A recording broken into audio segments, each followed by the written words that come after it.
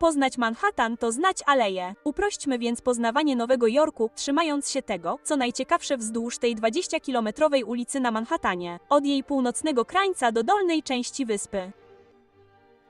Ponieważ Zar to sklep z importowaną żywnością, możesz kupić pyszne ciastka i udać się do Tiffany'ego na śniadanie.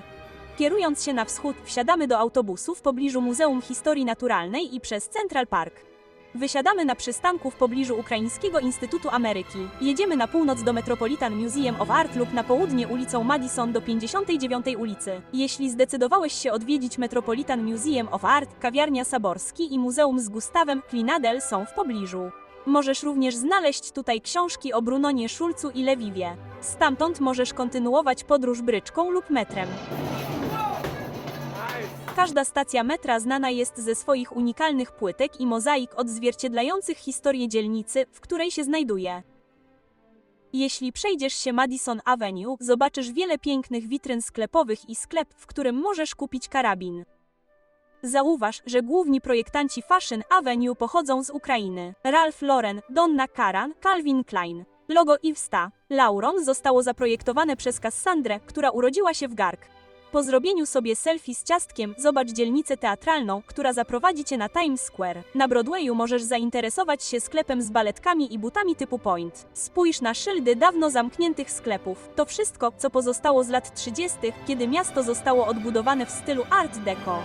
Macy's znajduje się na 34 ulicy, założony przez parę, która zginęła na Titanicu. Naprzeciwko Madison Square Garden możesz zjeść tanią przekąskę w typowym nowojorskim bufecie.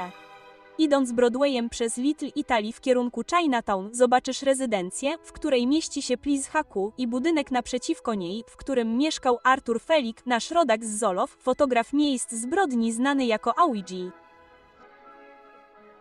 Piosenkę, którą słyszysz na początku filmu, gdy bohaterka idzie tą alejką w Chinatown, śpiewała Lubra Kowalik, Ukrainka z Kanady.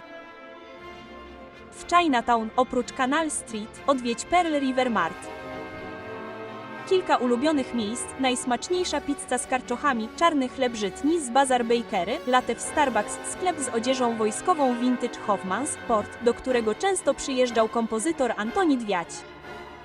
Oczywiście, jeśli ludzie przyjeżdżają do Nowego Jorku, którzy widzieli Amerykę tylko w hollywoodzkich filmach, ściągają torena, zauważają tylko śmieci i wychodzą niezadowoleni. Ale są tacy, którzy najpierw udają się do miejsc osiągnięć przedstawicieli swojej rodzimej grupy etnicznej. W końcu warto poczekać w kolejce i kupić drogie bilety, żeby zobaczyć najlepsze kino na żywo z nutką historii.